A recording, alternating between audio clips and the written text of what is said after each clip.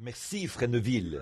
Que Dieu te bénisse, Fresneville. Merci beaucoup. Bonjour, mes amis. C'est un privilège d'être de nouveau ici au tabernacle ce matin pour servir le Seigneur en prêchant la parole et en priant pour les malades. Et je suis très reconnaissant de ce jour-ci. En arrivant, une surprise m'attendait. Un frère s'est avancé vers moi et il a dit: « Je ne voudrais pas être comme le lépreux indigne qui avait été guéri. C'est frère Wright. J'ai prié pour lui et le Seigneur l'a complètement guéri. Et il est venu en pleurant, me serrer la main et me dire qu'il voulait remercier le Seigneur de sa guérison. Il voulait revenir rendre grâce.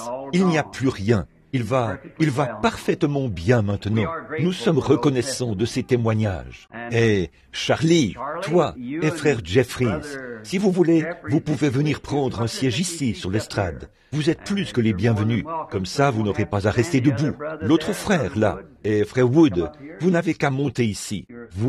Il y a quelques places ici sur le banc. Comme ça, vous n'aurez pas à rester debout. Je crois qu'il y a quelques places ici et... Oui, vous seriez plus que les bienvenus. Venez prendre ces sièges.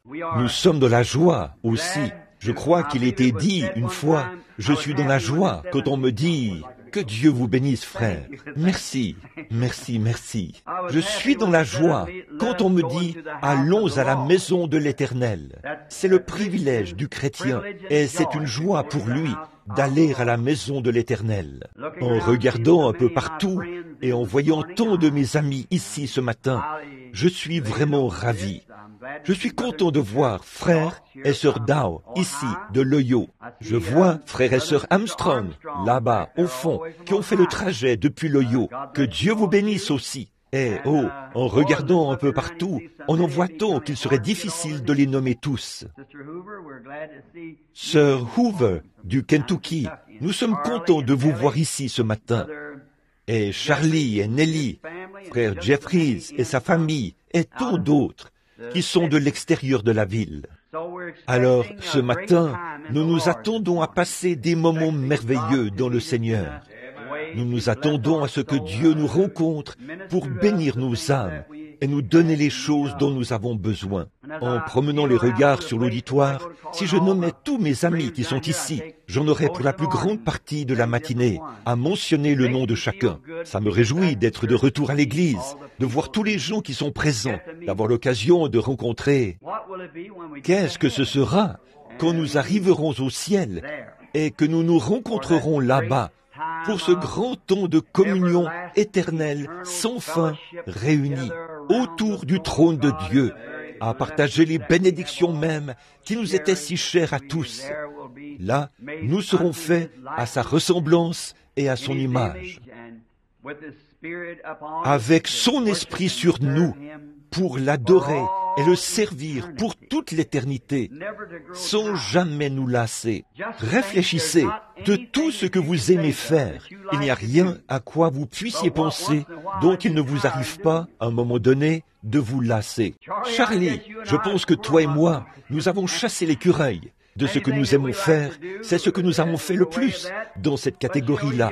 Mais tu sais, on finit par s'en lasser. Et j'aime faire des randonnées, aller dans les montagnes faire des randonnées. Mais parfois, je m'en lasse. On a envie de faire autre chose. Et j'aime conduire. Parfois, je me sens fatigué, épuisé, les nerfs à fleur de peau. Alors, je saute dans ma voiture et je prends la route. Les mains sur le volant, je roule. En chantant, je suis si heureux de dire, je suis l'un d'entre eux, ou quelque chose comme ça. Les mains attachées au volant, je chante, je tape du pied, je pousse des cris. Eh bien, au bout d'un moment, je me lasse de ça. Et alors, je rentre à la maison faire autre chose. Mais quand nous nous mettrons à adorer Dieu dans ce nouveau royaume, il n'y aura pas un seul instant de fatigue. Ce sera simplement toujours une bénédiction. Simplement, sans fin. Mais, naturellement, à ce moment-là, nous serons changés. Nous ne serons pas comme nous sommes maintenant. Nous serons différents. Des créatures différentes de ce que nous sommes en ce moment. Alors, nous sommes heureux. J'étais en train de penser, je ne sais pas si j'ai déjà raconté ceci ou pas. Frère Charlie, il y a quelque temps, j'étais avec lui dans le Kentucky et il m'a dit, « Frère Branham, est-ce que tu penses que dans le millénium, toi et moi, nous allons chasser l'écureuil? J'ai dit, je ne le pense pas, Charlie. Il a dit, mais nous aimions tellement ça. Il a dit, est-ce que tu penses que nous le ferons quand nous serons dans le millénium? J'ai dit, non, dans le millénium, rien ne sera tué. Et il a dit, mais nous aimions tellement ça. J'ai dit, Charlie, qu'est-ce qui se passerait si j'arrivais à te convaincre qu'à un moment donné tu avais été un porc et que tu t'étais élevé jusqu'à devenir un être supérieur, jusqu'à devenir un être humain? Est-ce qu'un jour tu voudrais retourner jouir des plaisirs d'un porc? Il a dit, non. J'ai dit, tu vois, tu serais tellement supérieur au porc. Maintenant que tu es un humain, tu ne voudrais plus jamais redevenir un porc. J'ai dit, maintenant, multiplie ça par 10 000, et c'est ce que tu seras quand tu auras été transformé de ce que tu es ici à ce que tu seras. Tu ne voudras plus jamais redevenir un humain. C'est vrai, ce sera quelque chose de différent. Je suis si heureux, rien que d'y penser, de savoir qu'un jour, nous monterons plus haut. Bon, maintenant, si le Seigneur le veut, dimanche prochain, c'est-à-dire Ensuite, je vais partir pour le Wyoming, avec un bon ami, ou dans l'Idaho, avec un bon ami à moi, frère Miner Argenbright, frère Clayton Sonmore, les hommes d'affaires chrétiens. La semaine prochaine, la suivante, c'est-à-dire le 7, je dois être à Dallas, au Texas, à la convention de la voix de la guérison. Et je dois prêcher le 7 au soir. Et de là, je repartirai pour aller dans l'Idaho, être avec frère Argenbright et les hommes d'affaires chrétiens. J'aurai peut-être un soir à Minneapolis, avant que nous repartions. Et puis, un petit déjeuner des hommes d'affaires chrétiens. Si le Seigneur le veut, dimanche matin prochain, je veux être de retour ici au tabernacle, et si ça m'est permis, et que ce soit la volonté du Seigneur. Je voudrais parler sur le sujet du tourbillon dans le vent, si le Seigneur le veut. J'ai eu ça à cœur toute la semaine, semble-t-il. Et l'autre matin, très tôt, vers 4 heures du matin, je me suis éveillé et j'ai eu cette pensée, ce jour-là, sur le calvaire. Et je veux parler là-dessus ce matin, ce jour-là, sur le calvaire. Et maintenant, pour la lecture, prenons maintenant dans nos Bibles, dans l'Écriture, l'Évangile de Matthieu, au chapitre 27. Et, à partir du verset 27, nous lirons un bout de ce passage de l'Écriture pour avoir notre toile de fond. Puis nous commencerons tout de suite après. Et après le service de prédication, alors nous prierons pour les malades. Et, depuis la dernière fois que j'étais ici, où j'ai simplement rappelé les grandes lignes de mon nouveau genre de ministère, j'ai reçu plus de témoignages au sujet de cette réunion-là que je n'en ai reçu depuis longtemps. Il y a quelque chose là qui fait qu'il faut entrer en contact avec la personne, peu importe combien le surnaturel a pu être montré. Mais, voyez-vous, la guérison doit reposer sur la foi de l'individu. Maintenant, si l'individu a la foi, et si on voit, par exemple, le Saint-Esprit se déplacer sur l'auditoire et dire « telle et telle chose sont arrivées », et vous vous appelez un tel, et vous venez de tel endroit, et vous avez fait telle chose, et ça se passera de telle manière, et de voir tout ça arriver exactement de cette manière-là. Pourtant, l'individu qui est là, il devrait lever les yeux et dire « ça ne peut être que Dieu, j'accepte ma guérison ». Mais au lieu de ça, l'individu dit « imposez-moi les mains à moi et priez pour moi, pour que moi je sois guéri ». Mais c'est ce qui nous est enseigné ici en Amérique. Et alors, de croire ça, et c'est conforme aux Écritures, certainement. Par contre, là,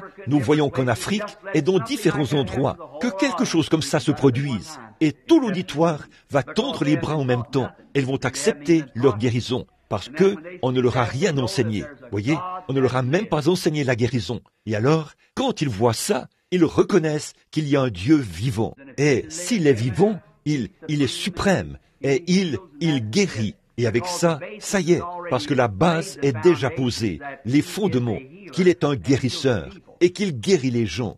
Puis, quand ils voient sa présence œuvrer à travers son Église, alors ils disent, ça règle la question, c'est tout ce qu'il nous faut. Mais nous, on nous a enseigné l'imposition des mains aux malades et des choses comme ça. C'est pour ça que ça ne marche pas aussi bien en Amérique. Maintenant, souvenez-vous, dimanche matin prochain, si le Seigneur le veut, naturellement, Frère Neville en fera l'annonce, est un tourbillon dans le vent. Maintenant, je vous ai donné un peu de temps pour prendre Matthieu 27 dans les Écritures. Commençons à lire au verset 27 de l'Évangile de Matthieu. Maintenant, écoutons attentivement la lecture. Les soldats du gouverneur conduisirent Jésus dans le prétoire, et ils assemblèrent autour de lui toute la cohorte. Ils lui ôtèrent ses vêtements et le couvrirent d'un manteau écarlate. Ils tressèrent une couronne d'épines qu'ils posèrent sur sa tête, et ils lui mirent un roseau dans la main. Puis, s'agenouillant devant lui, ils le raillaient en disant « Salut, roi des Juifs !» Et ils crachaient contre lui, prenaient le roseau et frappaient sur sa tête. Après s'être ainsi moqués de lui, ils lui ôtèrent le manteau, lui remirent ses vêtements et l'emmenèrent pour le crucifier.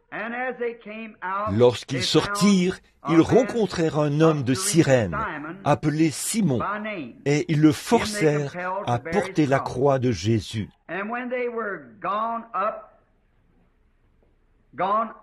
Montés, arrivés au lieu nommé Golgotha, ce qui signifie lieu du crâne. Ils lui donnèrent à boire du vin mêlé de fiel. Quand il l'eut goûté, il ne voulut pas boire. Après l'avoir crucifié, ils se partagèrent ses vêtements et tirèrent au sort, afin que s'accomplît ce qui avait été annoncé par le prophète. Ils se sont partagés mes vêtements et ils ont tiré au sort ma tunique. Ils s'assirent et le gardèrent. Pour indiquer le sujet de sa condamnation, on écrivit au-dessus de sa tête, « Celui-ci est Jésus, le roi des Juifs ». Avec lui furent crucifiés 2 brigands, l'un à sa droite et l'autre à sa gauche. Les passants l'injuriaient et secouaient la tête en disant, « Toi qui détruis le temple et qui le rebâtis en 3 jours, sauve-toi toi-même. Si tu es le Fils de Dieu, descends de la croix. » Les principaux sacrificateurs, avec les scribes et les anciens, se moquaient aussi de lui et disaient, « Il a sauvé les autres et il ne peut se sauver lui-même. S'il est roi d'Israël, qu'il descende de la croix et nous croirons en lui. » Il s'est confié en Dieu. Que Dieu le délivre maintenant, s'il veut le sauver. Car il a dit, « Je suis fils de Dieu. » Les brigands, crucifiés avec lui, s'insultaient, l'insultaient de la même manière. Depuis la 6e heure jusqu'à la 9e, il y eut des ténèbres sur toute la terre. Et vers la 9e heure, Jésus s'écria d'une voix forte, « Élie, Élie, lama sabachthani », c'est-à-dire, « Mon Dieu, pourquoi m'as-tu abandonné ?» Quelques-uns de ceux qui étaient là, l'ayant entendu dire, « Il appelle Élie », et aussitôt l'un courut prendre une éponge qu'il remplit de vinaigre, et, l'ayant fixé un roseau, il lui donna à boire. Mais les autres disaient, « Laisse, voyons si Élie viendra le sauver. » Jésus poussa de nouveau un grand cri, et rendit l'esprit. Et voici, le voile du temple se déchira en deux, depuis le haut jusqu'en bas. La terre trembla, les rochers se fondirent, les sépulcres s'ouvrirent, et plusieurs corps des saints qui étaient morts ressuscitèrent. Étant sortis du sépulcre, après la résurrection de Jésus, ils entrèrent dans la ville sainte et apparurent un grand nombre de personnes. Le centenier et ceux qui étaient avec lui pour garder Jésus, ayant vu le tremblement de terre et ce qui venait d'arriver, furent saisis d'une grande frayeur et dirent, « Assurément, cet homme était fils de Dieu. » Courbons la tête un petit instant pour prier. Seigneur, nous savons que tu es Dieu. Et cela, après avoir lu cette parole sainte et sacrée, nous pouvons encore voir que ta nature n'a pas changé. Tu es toujours Dieu.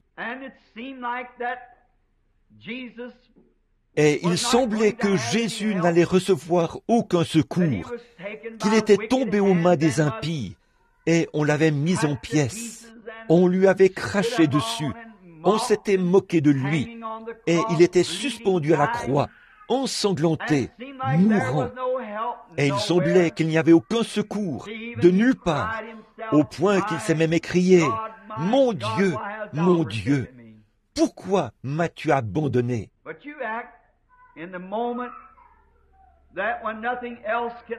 Mais tu agis au moment où rien d'autre ne peut agir. Nous avons appris, Seigneur, que si nous avons des rivières que nous ne pouvons traverser, que si nous avons des montagnes infranchissables, Dieu est spécialiste des choses que les autres ne peuvent pas faire. Tu es un spécialiste à l'œuvre. En effet, tu connaissais la raison d'être de ce jour-là au calvaire. Toi, en étant Dieu, celui qui est infini, tu savais que cette heure devait venir. Mais une fois qu'elle était accomplie, alors tu as montré que tu étais Dieu. Tu as montré qui était le Maître. Tu as ébranlé la terre, et les saints qui dormaient dans le sol sont ressuscités. Tu as obscurci le soleil dans la nuit, comme dans les ténèbres de la nuit, pour montrer que tu étais Dieu. Mais tu avais semblé être silencieux si longtemps. Tirons-en donc cette conclusion. Aussi longtemps que nous marchons selon l'Esprit, conduits par la main de Dieu, peu importe si ça semble aller mal, toutefois, nous faisons face au calvaire. Dieu parlera à l'heure voulue, au moment voulu. Maintenant, Dieu notre Père, nous te demandons de bien vouloir pardonner nos péchés et nos offenses. Nous demandons la conduite de ton esprit. Conduis-nous, comme la colombe a conduit l'agneau. Permets que nous soyons obéissants face à tout ce qui peut nous arriver, en sachant ceci, que Dieu fait concourir toutes choses au bien. Alors nous savons que tout ira bien. Sois avec nous aujourd'hui pendant ce service. Nous te prions de sauver ceux qui peuvent être sauvés, qui cherchent le salut. Remplis de la vie éternelle ceux qui la cherchent. Nous te prions de guérir ceux qui sont malades et affligés, qui sont venus chercher la guérison.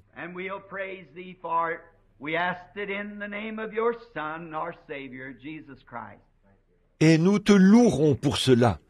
Nous le demandons au nom de ton Fils, notre Sauveur, Jésus-Christ.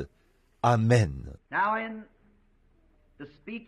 Maintenant, dans la prédication de ce matin, nous désirons attirer votre attention sur le texte que j'ai choisi de commenter.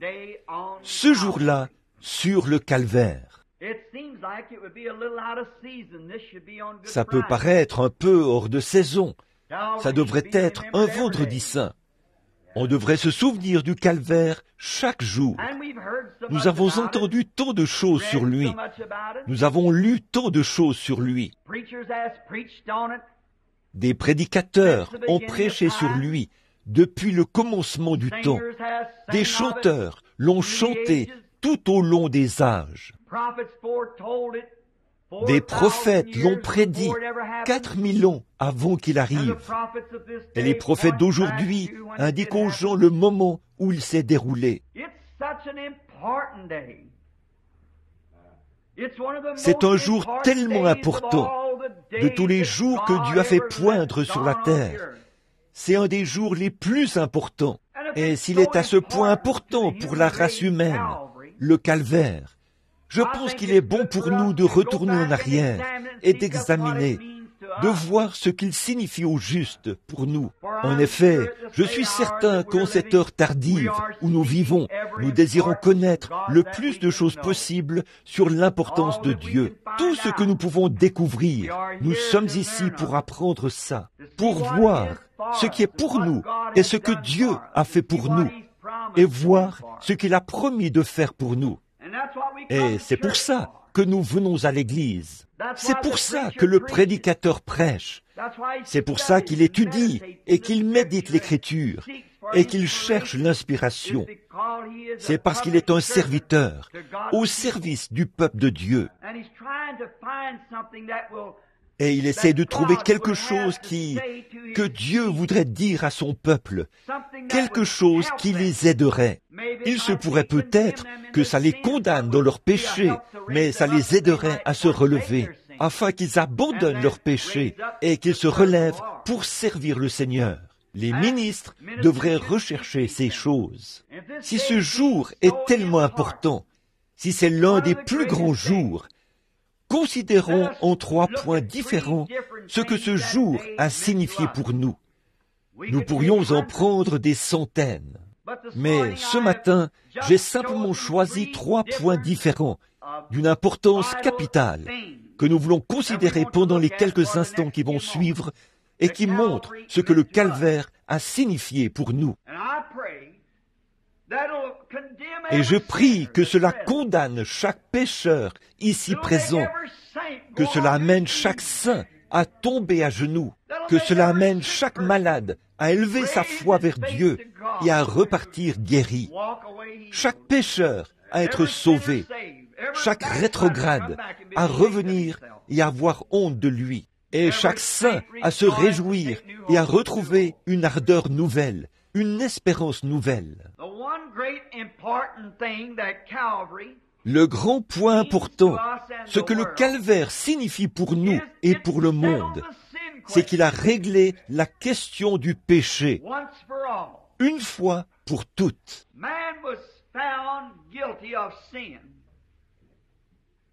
L'homme avait été trouvé coupable de péché, et le péché était une peine qu'aucun homme ne pouvait expier. La peine était tellement grande que personne ne pouvait expier cette peine. Je crois vraiment que Dieu avait décrété qu'il en serait ainsi, que la peine serait tellement grande qu'aucun homme ne pourrait l'expier, pour qu'il puisse le faire lui-même. Or, la peine du péché, c'était la mort. Et nous étions tous nés dans le péché, conçus dans l'iniquité, venus au monde en disant des mensonges. Par conséquent, aucun d'entre nous n'était digne, et on ne pouvait trouver personne sur terre qui était digne. Et le péché n'a pas commencé sur terre. Le péché a commencé au ciel. Lucie était Lucifer, le diable, était une créature condamnée à cause de sa désobéissance, avant même qu'il arrive sur terre. Le péché a commencé au ciel, où Dieu a établi les anges et tout, sur la même base que les êtres humains.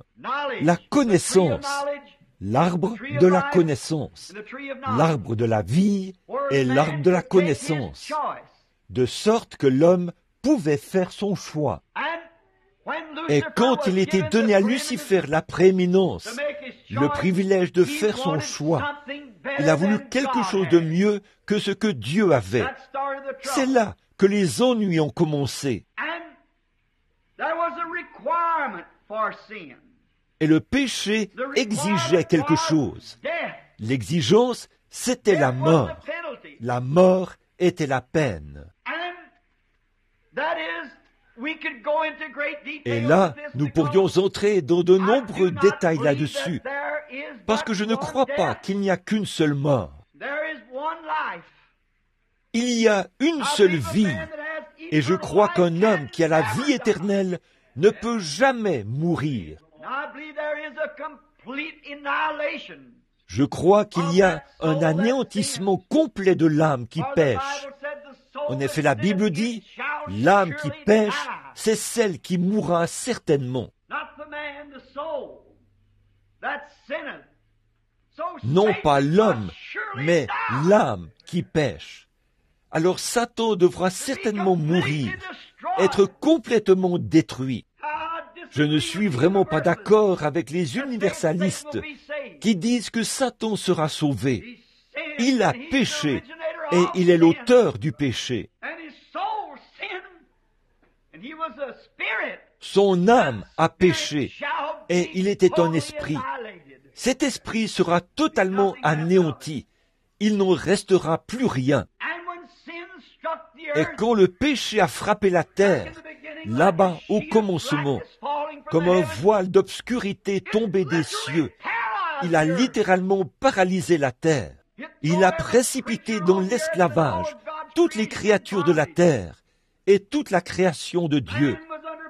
L'homme était sous l'esclavage de la mort, de la maladie, des ennuis, du chagrin. Avec lui, toute la nature est tombée. Le péché était un anesthésique qui, en fait, a paralysé la terre.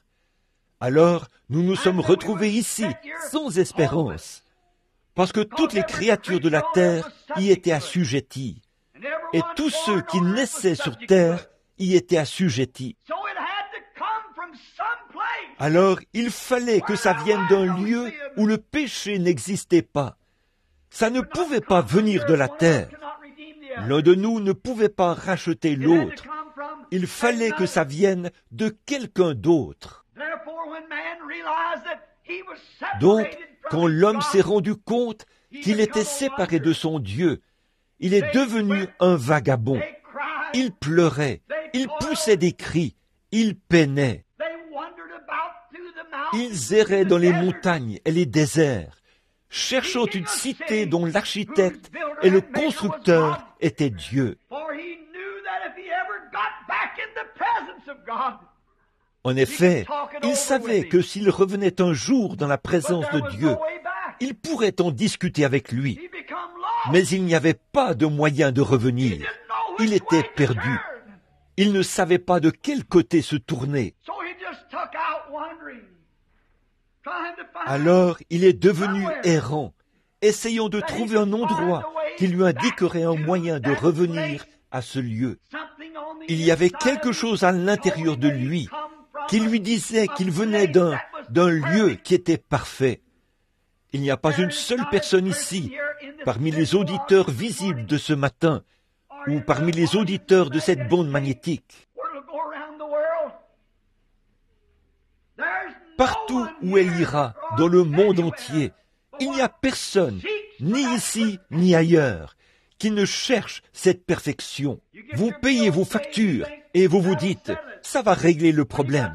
Quand vous avez payé vos factures, alors quelqu'un de votre famille tombe malade. Quand ça va mieux du côté maladie, alors vous avez d'autres factures à payer. Tout à coup, vos cheveux grisonnent. Et alors, vous voulez redevenir jeune. Il y a toujours quelque chose, constamment. Et c'est à cause de cette vague du péché. Mais dans votre cœur, le fait même que vous cherchez cette perfection, ça prouve qu'elle existe quelque part. Quelque part, il y a quelque chose.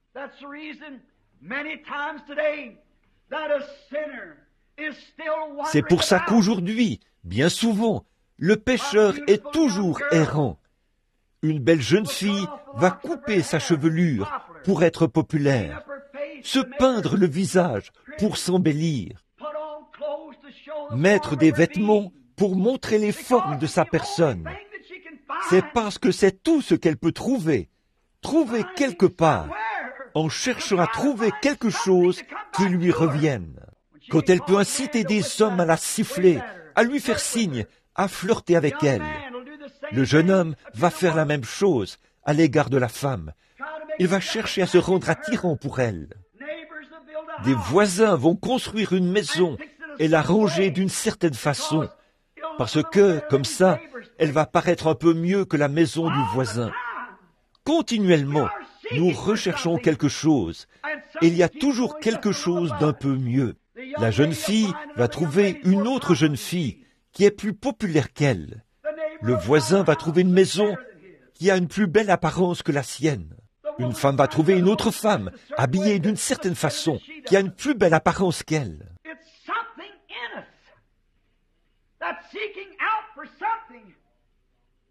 C'est quelque chose en nous qui recherche quelque chose, et ça montre que nous sommes perdus. Nous voulons trouver ce quelque chose qui nous apportera la satisfaction, qui comblera ce vide, cette faim qui est à l'intérieur. Mais il semble que nous n'arrivons pas à le trouver. Les êtres humains ont cherché à le trouver tout au long des âges. Pour ce faire, ils ont pleuré, ils ont poussé des cris, ils ont fait tout ce qu'ils ont pu, mais ils ne l'ont quand même pas trouvé. Ils erraient dans le monde. Enfin, un jour, ce jour du calvaire, quelqu'un est descendu de la gloire. Quelqu'un du nom de Jésus-Christ, le Fils de Dieu, est descendu de la gloire. Et le calvaire a pris forme. C'est ce jour-là que le prix a été payé et que la question du péché a été réglée pour toujours. Et c'est ce qui a ouvert le chemin vers cette chose dont nous avons faim et soif. C'est ce qui nous a amenés à un lieu de satisfaction.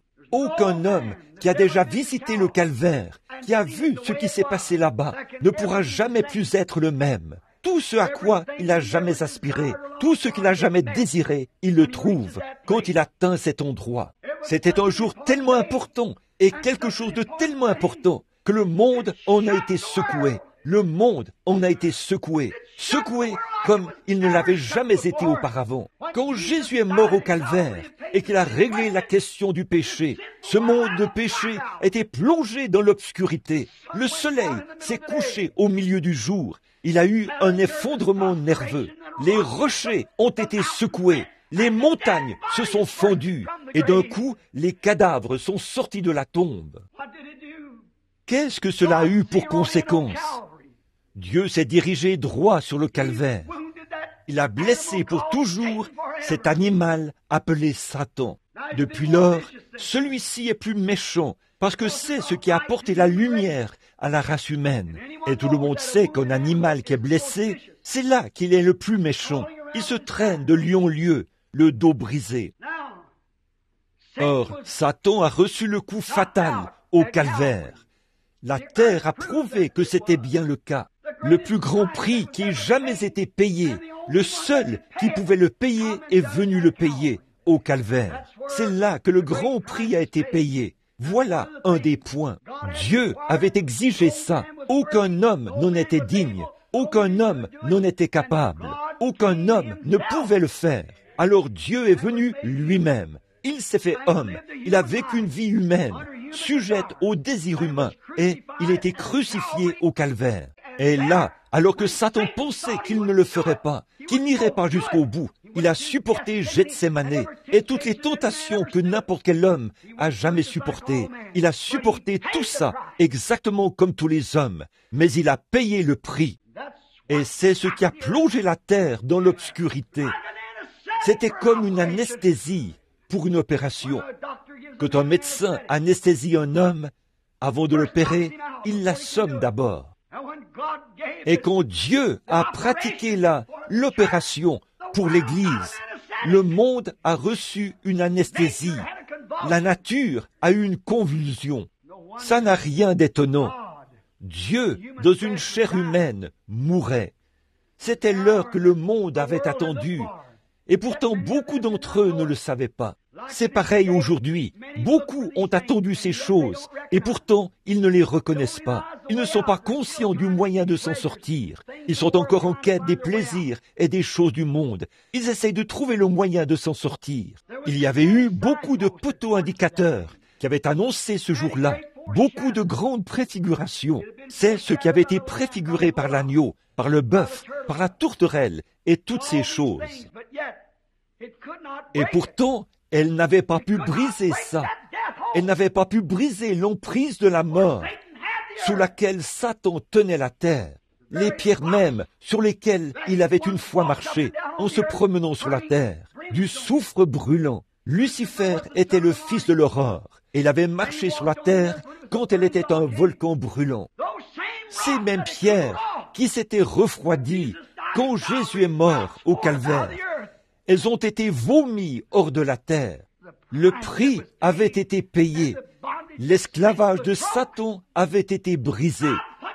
Dieu a remis entre les mains de l'homme un moyen de revenir vers ce qu'il cherchait. Il n'avait plus à pleurer. Ce coup, quand il a cassé les reins de Satan, là-bas au calvaire, les reins du péché, de la maladie, et c'est ce qui ramène chaque être mortel de la terre dans la présence de Dieu, avec ses péchés pardonnés. Alléluia! Nos péchés sont pardonnés. Satan ne peut plus nous garder dans l'obscurité, éloignés de Dieu. Une grande route est tracée. Un téléphone y a été installé. Il y a une ligne pour communiquer avec la gloire.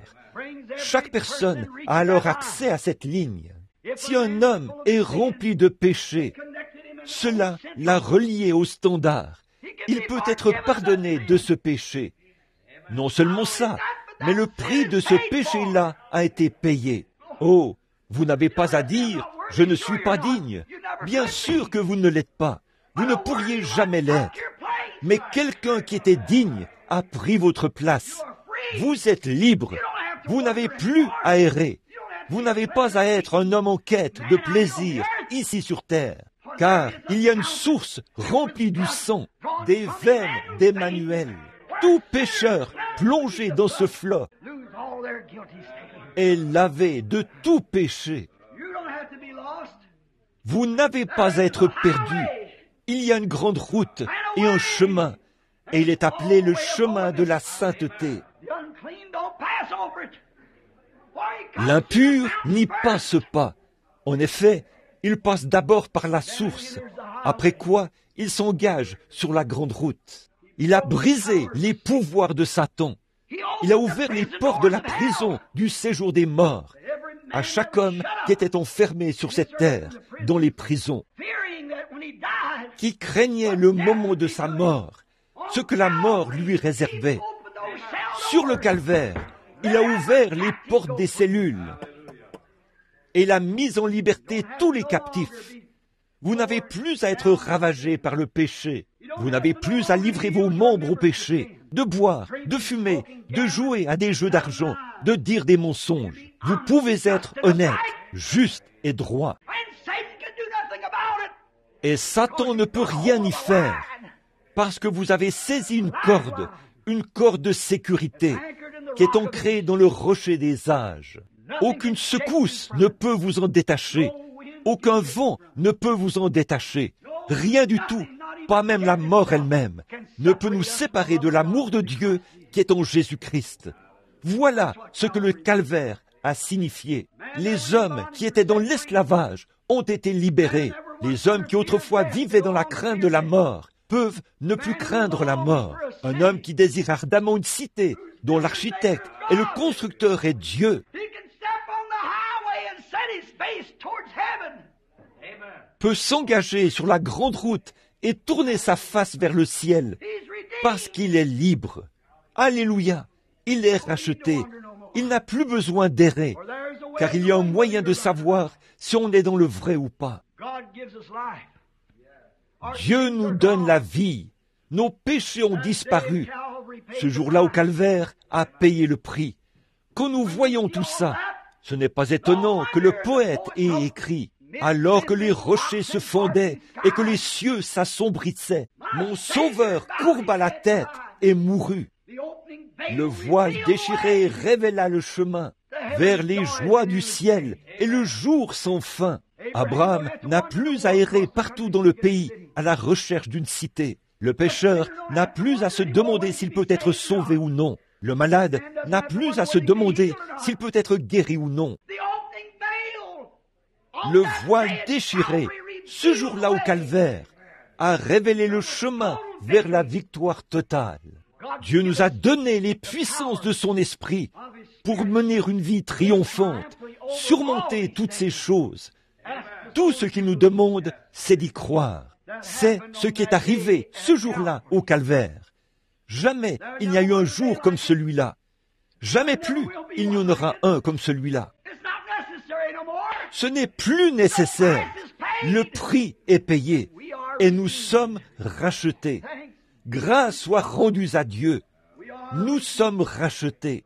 Il n'y a plus lieu de se demander ce qu'il en est. On n'en est plus aux hypothèses. Tout cela a été effacé. Le voile a tiré le rideau et nous sommes engagés sur une grande route. Non plus pour nous demander ce qu'il en est, mais pour croire et continuer à marcher, tout simplement. Nous marchons tout droit dans la présence même de Dieu. Abraham savait, et d'autres savaient, là, pendant qu'ils cherchaient une cité. Ils savaient qu'ils venaient de quelque part.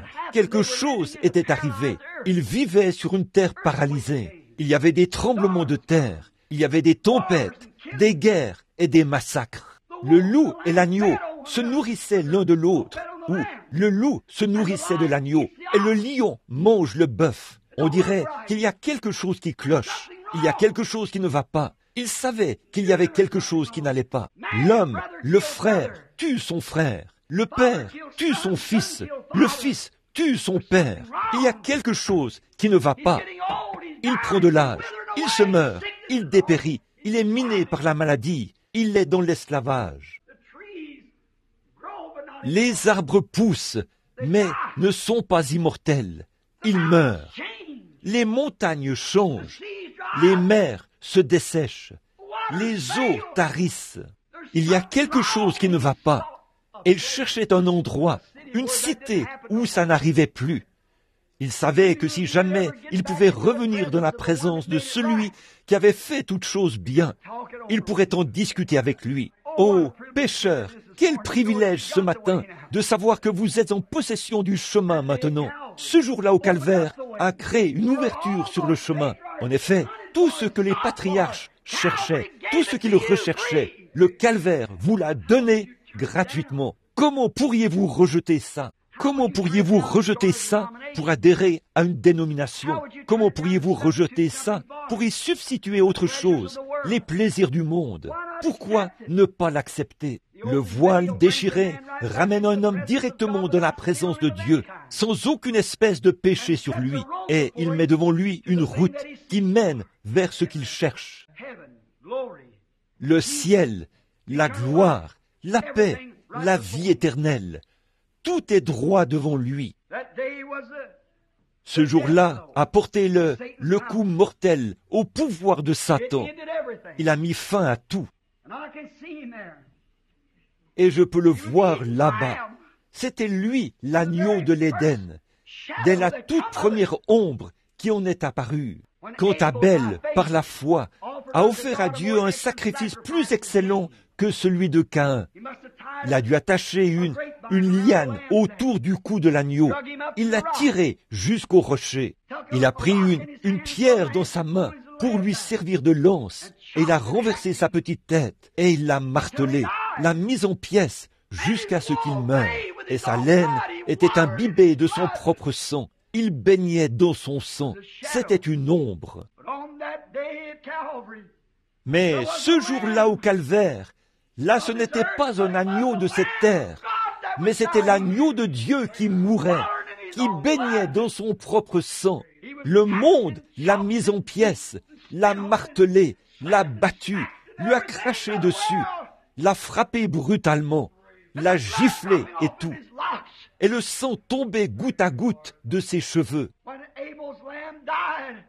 Quand l'agneau d'Abel est mort, il est mort en parlant dans une langue qu'Abel ne pouvait pas comprendre. Il bêlait. Et quand l'agneau de Dieu est mort, ce jour-là, au calvaire, il a parlé dans une langue, personne ne l'a compris. Mon Dieu, pourquoi m'as-tu abandonné? C'était l'agneau de Dieu, mis en pièces, martelé. C'était lui, l'agneau même, auquel pensait Abel, quand il a vu la semence promise de la femme. C'était lui, l'agneau que Daniel a vu, qui s'était détaché de la montagne sans le secours d'aucune main. C'était lui, la roue au milieu de la roue, pour le prophète. Tout ce qu'ils avaient vu d'avance s'est réalisé ce jour-là, au calvaire. C'est ce qui a amené cette grande chose. C'est ce qui a cassé les reins de Satan. Premièrement, nous devrions chercher ce que ce jour-là a signifié. Deuxièmement, nous devrions voir ce que ce jour-là a fait pour nous. Alors, ce qu'il a fait pour nous. Alors, troisièmement, regardons ce que nous devrions faire pour ce jour-là. Nous, qu'est-ce que nous devrions faire? D'abord, nous devrions l'examiner, car c'est un grand jour, le plus grand de tous les jours. Le prix du péché a été réglé. Le pouvoir de Satan a été brisé. Et maintenant, nous voulons voir ce que nous devrions faire en retour.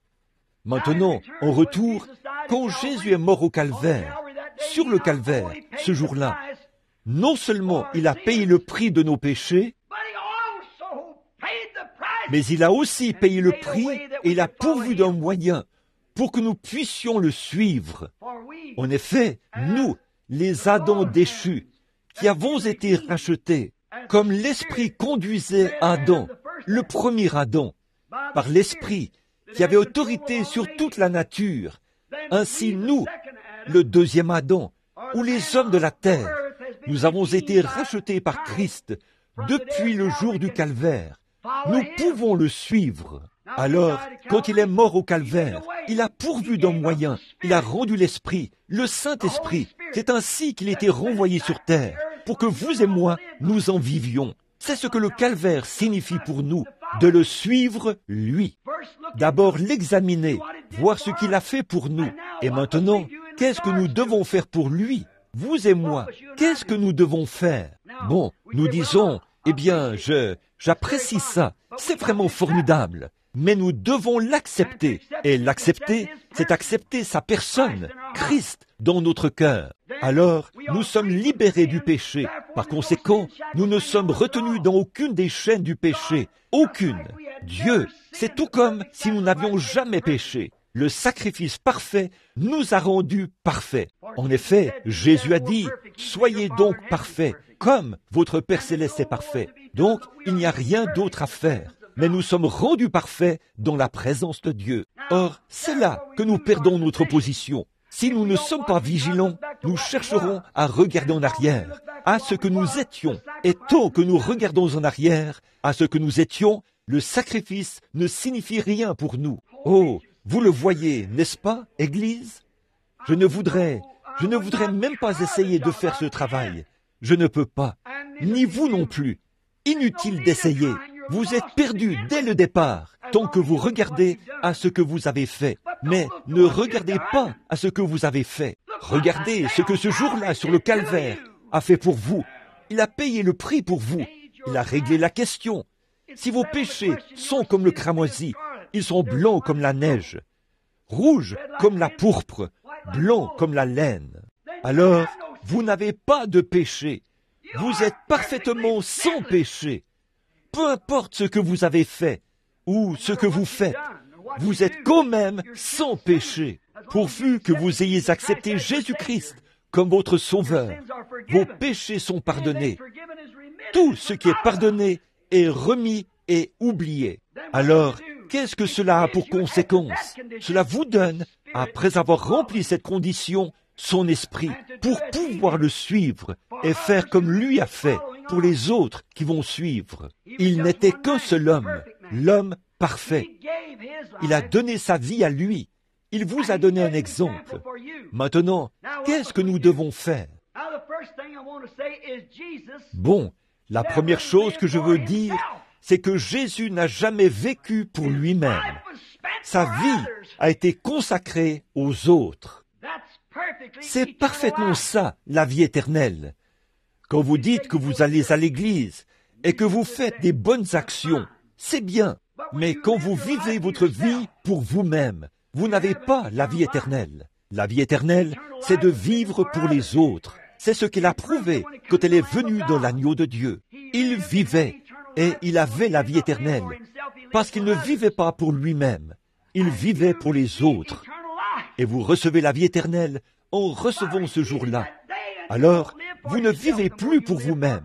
Vous vivez pour les autres. Quelqu'un disait, « Comment pouvez-vous laisser des gens vous traiter de tous les noms comme ça? Vous ne vivez pas pour vous-même. Vous vivez pour les autres, pour pouvoir racheter cet homme-là. Vous devenez des fils. » Et le problème, c'est que l'Église l'a oublié, qu'ils sont des fils. Vous êtes un fils. Vous prenez la place de Christ. Vous êtes un fils. Alors, ne vivez pas pour vous-même. Vivez pour les autres. Eh bien, frère Branham, je peux vivre pour ce frère-ci, parce que c'est un homme vraiment sympathique. Ce n'est pas ça. Vivez pour l'homme qui vous hait. Vivez pour la personne qui vous tuerait, si elle le pouvait. C'est ce qu'ils lui ont fait. Ils l'ont tué, et il est mort, pour pouvoir les sauver. C'est ça, la vie éternelle. Quand vous, c'est ça que vous avez dans votre cœur, alors vous vous dirigez vers le ciel, mais vous sacrifiez les choses qui vous appartiennent. Vous les abandonnez, comme le mouton donne sa laine. Vous regardez plus loin, en direction du calvaire.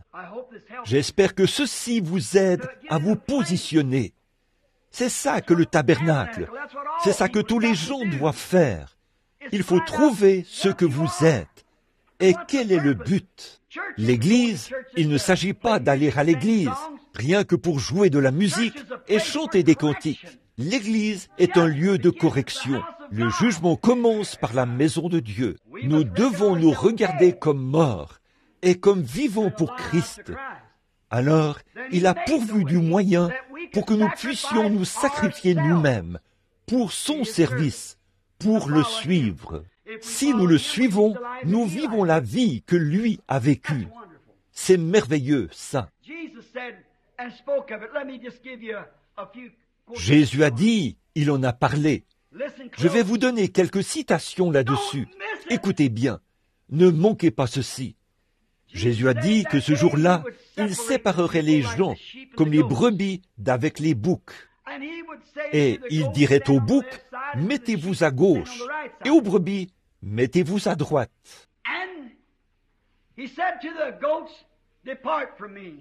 Et il a dit aux boucs, retirez-vous de moi, car j'ai eu faim, et vous ne m'avez pas donné à manger. J'étais en prison, et vous ne m'avez pas visité. J'étais nu, et vous ne m'avez pas vêtu. J'ai eu soif, et vous ne m'avez pas donné à boire. J'étais malade, et vous ne m'avez pas visité. Alors, retirez-vous de moi. Et aux brebis, il a dit, j'ai eu faim, et vous m'avez donné à manger. J'étais nu, et vous m'avez donné des vêtements. J'étais malade, et vous m'avez assisté. Et remarquez, ne manquez pas de saisir ceci, Église. Gardez ceci dans votre cœur pour toujours. C'était fait de façon tellement inconsciente. Les gens ne le font pas par devoir. Un homme qui vous donne quelque chose parce que c'est ce qu'il doit faire. Un homme qui vous donne à manger parce que c'est ce qu'il doit faire. Il a une conception égoïste. Ça devrait être votre vie même, votre initiative même. Ces brebis-là, ça les a tellement étonnés qu'elles ont dit, « Seigneur, quand as-tu eu faim et que nous n'ayons pas voulu te donner à manger? Quand as-tu eu faim et t'avons-nous donné à manger? Quand étais-tu nu et t'avons-nous donné des vêtements? Quand as-tu eu soif et t'avons-nous donné à boire? Quand étais-tu malade et t'avons-nous assisté? » C'était fait tellement automatiquement, par amour, C'était tout simplement ta vie qui vivait en eux. Oh Dieu, permets que les gens voient ce que le calvaire a fait pour nous, tellement automatiquement. Quand ça, Seigneur? Nous ne l'avions jamais su. Regardez ce que Jésus a dit en se retournant. Toutes les fois que vous avez fait ces choses, à ceux-ci, c'est à moi que vous les avez faites. Une vie dépourvue d'égoïsme, non pas après réflexion, non pas d'y réfléchir, mais vous êtes tellement morts aux choses de ce monde et tellement vivants en Christ, tellement engagés sur la grande route, que ces choses-là sont tout simplement automatiques. Vous les faites tout simplement, non pas de dire « Bon, eh bien Seigneur, tu veux que je fasse ça ?» Ce n'est pas ça. Vous êtes simplement une partie de lui. Son esprit est en vous et vous agissez comme lui agissait. Ah, saisissez-le bien.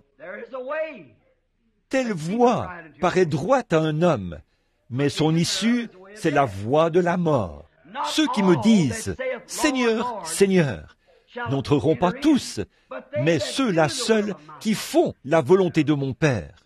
Simplement du fond du cœur, volontiers. Or, ce jour-là au calvaire a payé ce prix pour que nous puissions être comme ça. Non pas de dire, vous savez, une fois, la veuve Jones, elle n'avait plus de charbon et je suis allé lui en acheter. Je vous le dis, j'ai vu un frère qui avait besoin d'un complet et je suis allé lui acheter un complet. Dieu soit béni, je suis un chrétien. Oh là là, pauvre, égoïste, misérable, tu es un hypocrite. Que ta main droite ne sache pas ce que fait ta gauche, et que ta gauche ne sache pas ce que fait ta droite. Tellement automatiquement mort en Christ que vous le faites de toute façon. C'est votre nature, c'est votre caractère.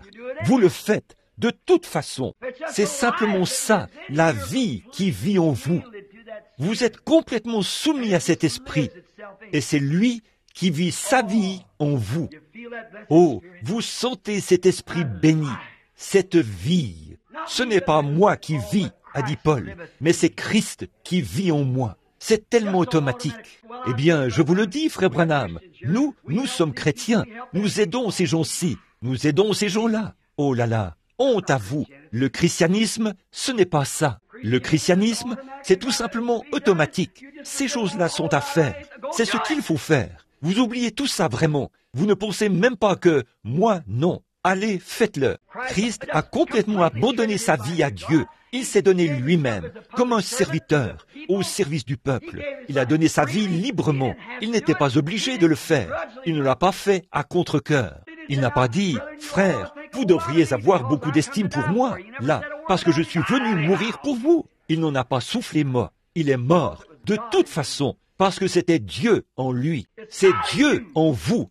C'est Dieu en moi, qui fait que nous considérons les autres, les brebis d'un côté. L'un d'eux dira, « Eh bien, Seigneur, j'ai fait ceci, et Seigneur, j'ai fait cela. » Il a dit, « Retirez-vous de moi, vous, ouvriers d'iniquité. Je ne vous ai même jamais connu. » Si l'Église pouvait en arriver à saisir ces réalités fondamentales, que ce n'est pas quelque chose que vous essayez de faire, que vous vous forcez à faire, c'est quelque chose qui est né en vous.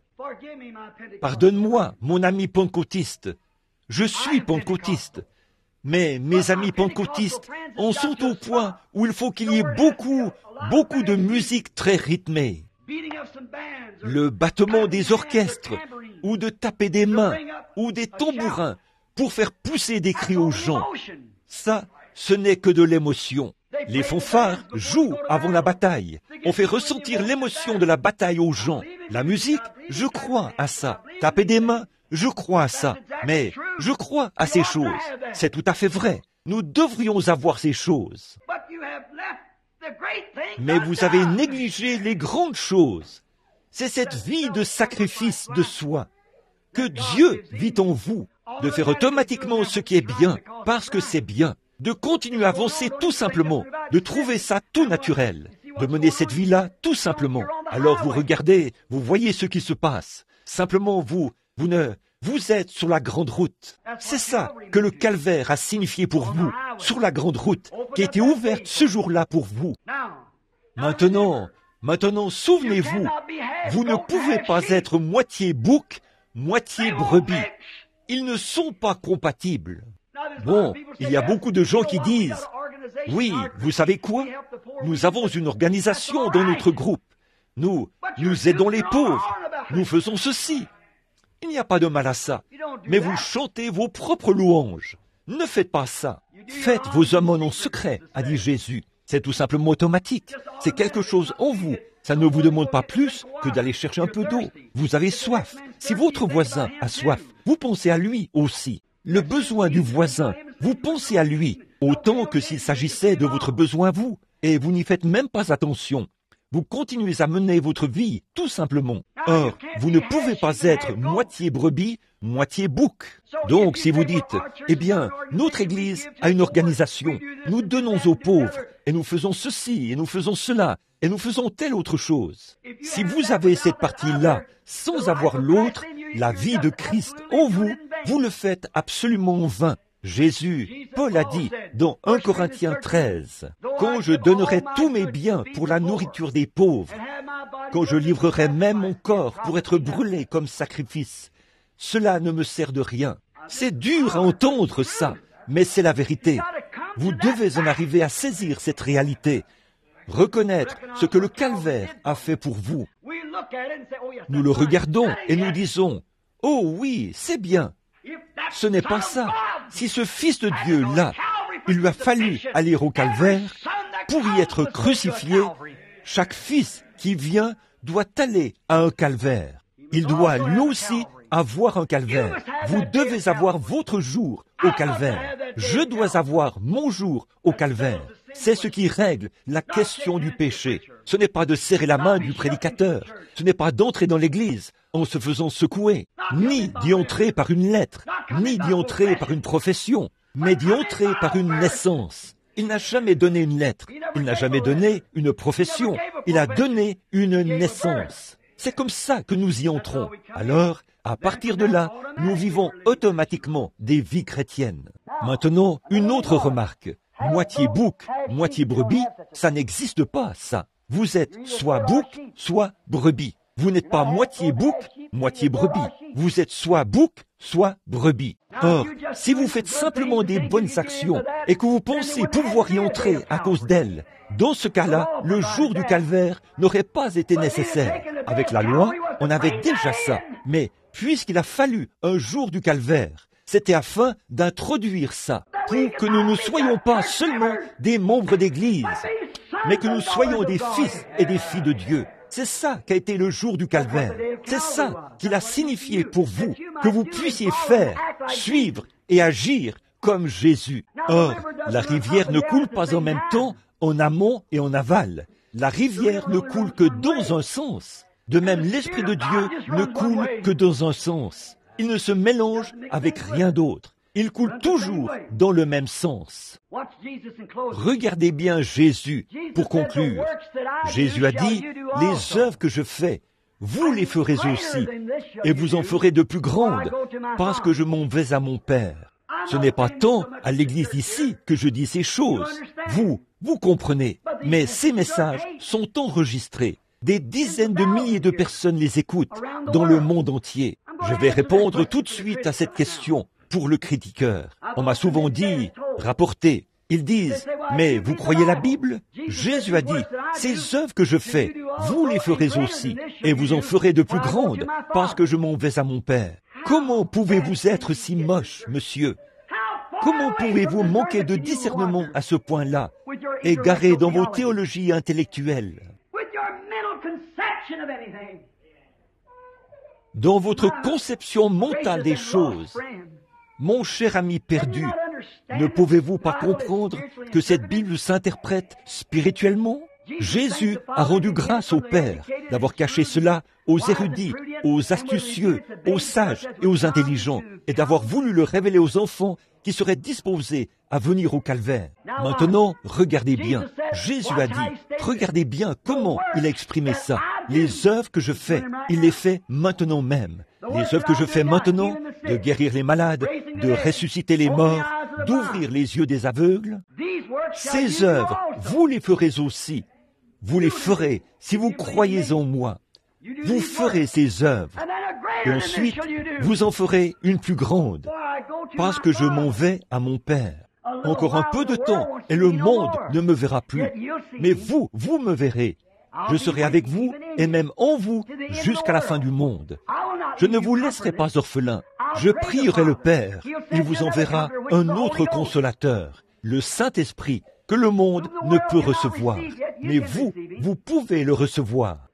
Maintenant, remarquez, les œuvres plus grandes, c'était d'avoir la puissance dans l'Église, non seulement de guérir les malades par la prière, de chasser les démons par la prière, mais de transmettre la vie éternelle aux croyants. Le Saint-Esprit allait venir et serait remis dans les mains de l'Église pour transmettre la vie. Oh, c'est ça que le calvaire a signifié. Il a pris possession d'hommes et de femmes avilis, dégradés, et les a élevés jusqu'à cette position d'être des fils et des filles de Dieu, de guérir les malades et de transmettre la vie éternelle, en donnant le Saint-Esprit à des croyants obéissants. Des hommes qui étaient autrefois des incroyants deviennent des croyants et transmettent la vie spirituelle éternelle.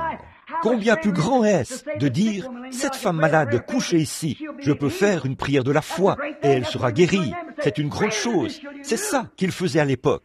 Mais, a-t-il dit, vous en ferez de plus grandes. Je vais vous donner la puissance, non seulement de le ressusciter pour un temps, mais de lui donner la vie éternelle, celle qui sera éternelle pour toujours. Pauvres misérables aveugles, comment faites-vous pour manquer ça? Vous ne voyez donc pas ce qu'est la chose plus grande? C'est la plus grande chose qui ait jamais pu arriver. C'était de transmettre la vie éternelle à des gens. La vie éternelle, qu'est-ce que c'est? La vie qu'il a vécue, la vie qui était en lui, de la transmettre à d'autres. Est-ce qu'un homme peut faire ça? Un fils de Dieu le peut. Jésus a dit, ceux à qui vous remettrez les péchés, ils leur seront remis. Ceux à qui vous les retiendrez, ils leur seront retenus. Or, c'est là que l'Église catholique et beaucoup d'autres ont fait leur grande erreur. Ils se présentent là et disent, je pardonne vos péchés. Ce n'était pas ça. Comment les péchés leur étaient-ils pardonnés dans la Bible? Pierre a répondu à cette question le jour de la Pentecôte. Ils ont dit, que pouvons-nous faire pour être sauvés? Comment pouvons-nous recevoir ce que vous avez? Il a rédigé l'ordonnance. Il leur a dit ce qu'il fallait faire. Il a dit, repentez-vous, chacun de vous, envers Dieu, et soyez baptisés au nom de Jésus-Christ. Pourquoi? La rémission de votre péché. Les voilà, les œuvres plus grandes. Combien d'entre vous, les prédicateurs, ce matin, combien d'entre vous qui écoutez ma parole sur la bande magnétique sont prêts à aller au calvaire ce matin et à considérer ce que Dieu a fait là-bas pour vous, à abandonner vos credos dénominationnels et à prêcher l'Évangile? Alléluia! C'est entre vos mains maintenant. Qu'est-ce que vous allez en faire? Car la repentance et la rémission du péché doivent être prêchées en son nom dans le monde entier, à commencer par Jérusalem. Alléluia! Gloire! Voilà! Qu'est-ce que le calvaire signifie pour vous? Qu'est-ce que ce jour-là a fait pour vous? Est-ce qu'il vous a bourré de théologie? Est-ce qu'il a fait de vous un collet monté? Ou bien est-ce qu'il a fait de vous un chrétien qui s'est livré entièrement? Alléluia! Le péché remis. Vous ferez des œuvres plus grandes que celles-ci. Vous voyez qui sont les vous, n'est-ce pas? Des œuvres plus grandes que celles-ci. De remettre les péchés au nom de Jésus-Christ. Mais c'est à cause des credos et des dénominations et tout ça que vous êtes liés à un point tel que vous servez encore le monde. Dites-moi quel homme, dites-moi quelle femme peut venir au calvaire et chercher ensuite à faire l'important parce que quelqu'un a dit quelque chose. Dites-moi comment vous pouvez regarder le calvaire en face, sous son vrai jour, ce jour-là au calvaire. Comment pouvez-vous avoir votre jour au calvaire et en ressortir un collet monté? Comment pouvez-vous en ressortir le pantin d'une organisation et prêcher des doctrines d'hommes. Pourquoi est-ce que ça ne vous rend pas humble à l'égard de la parole de Dieu? Si jamais vous allez là-bas, vous en ressortirez humble. Comment pouvez-vous désirer être quelqu'un d'important dans votre organisation, recevoir des honneurs, alors que Jésus-Christ, le Fils de Dieu, s'est humilié lui-même, au point que son corps a été mis en pièces, son visage a été couvert de crachats, jusqu'à la honte et au déshonneur, et ils l'ont dépouillé de ses vêtements, et l'ont crucifié devant le monde, ayant méprisé la honte. Comment pouvez-vous aller au calvaire et revenir de là différent de ce que lui a été? Un déshonneur, une honte. Oh, vous dites, ils vont me chasser à coups de pied. Qu'ils vous chassent. Ayez votre jour au calvaire, et Dieu fera sa volonté avec vous. Je vais citer ça de nouveau. Ayez votre jour au calvaire, et Dieu fera sa volonté avec vous. Prions. Lord, oh God, take us all up to Seigneur, Calvary just ô now. Dieu, emmène-nous tous au calvaire maintenant même. Donne-nous de nous débarrasser de nous-mêmes, Seigneur, de la crainte des hommes, de la crainte de ce que quelqu'un d'autre pourrait dire.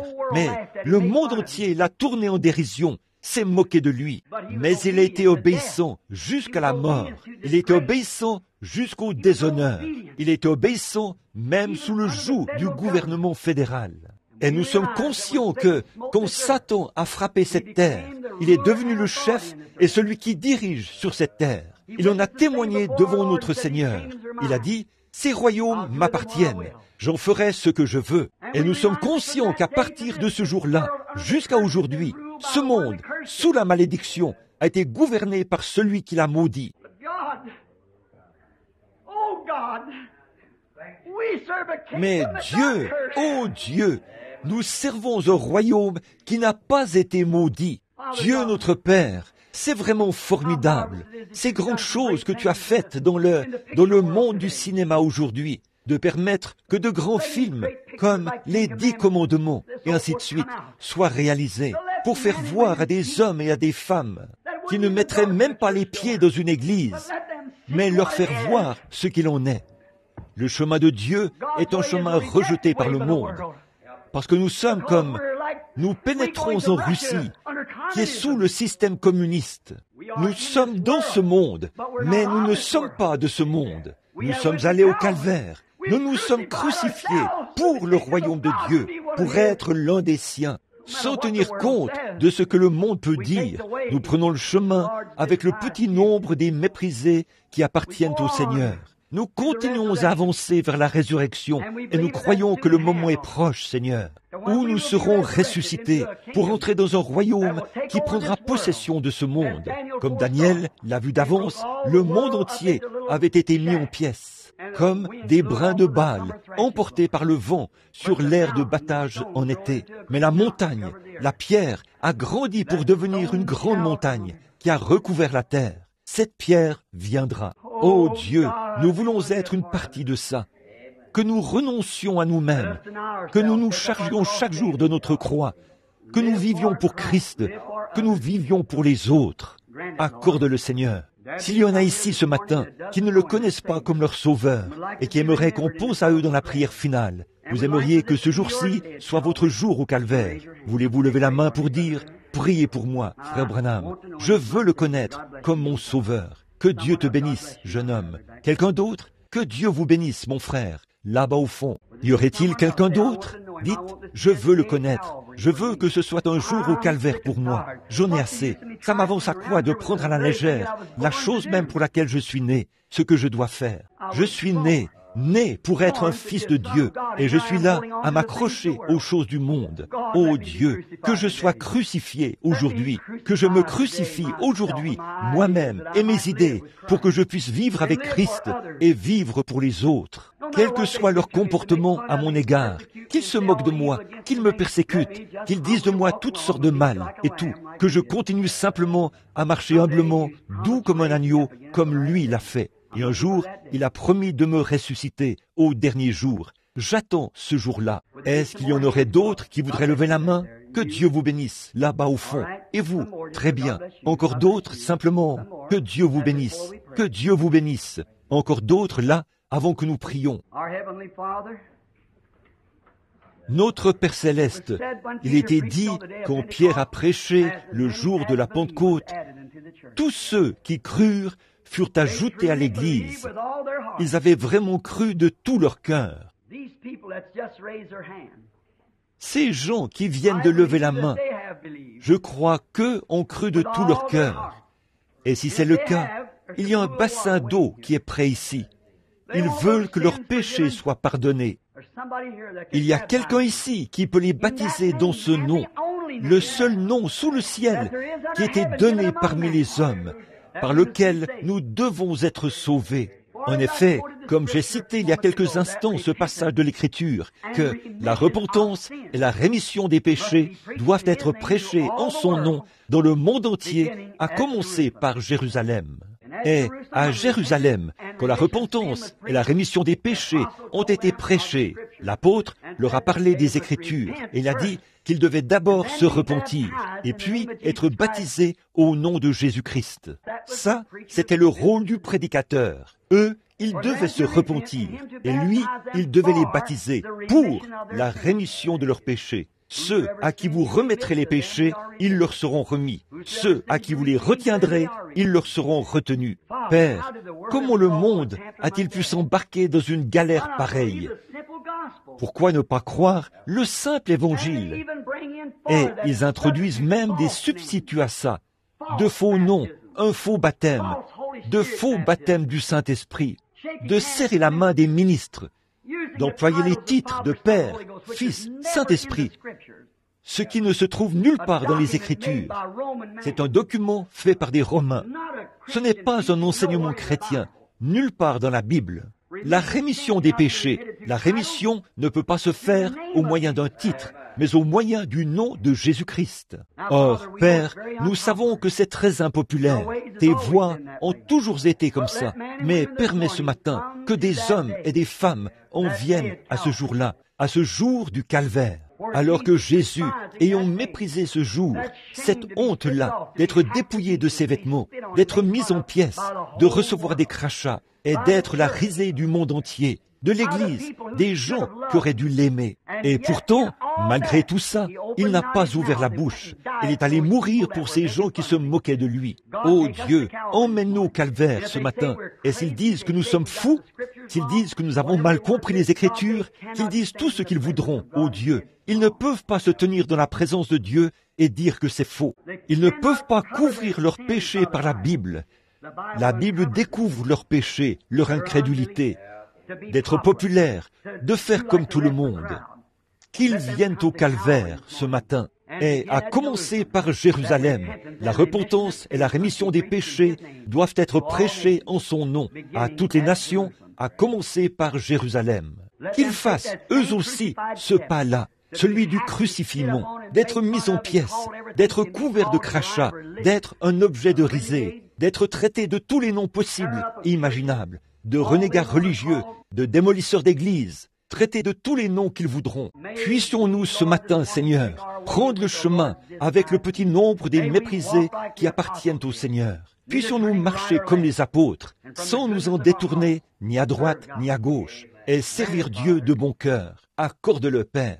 Maintenant, guéris les malades et les affligés qui vont venir dans la ligne de prière. Ceux qui ont levé la main, puissent-ils se repentir du fond du cœur, maintenant même. Ceux qui, pendant si longtemps, sont restés en arrière, puissent-ils s'avancer rapidement vers l'eau et recevoir la rémission de leurs péchés. upon the name of the sacrifice, Jesus Christ, the Son of God.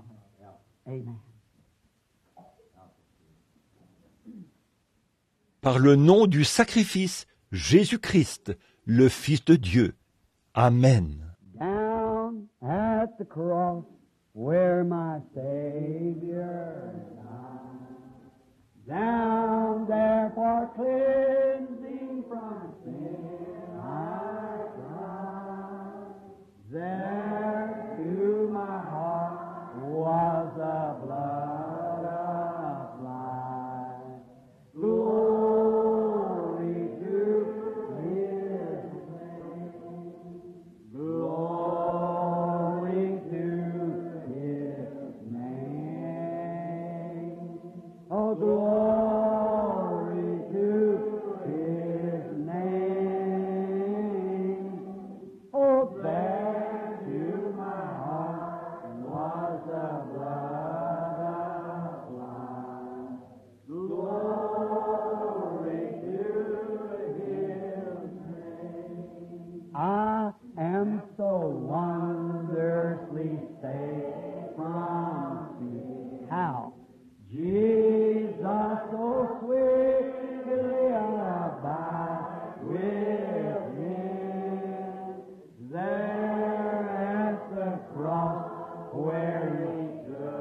His name. Oh, glory to His name.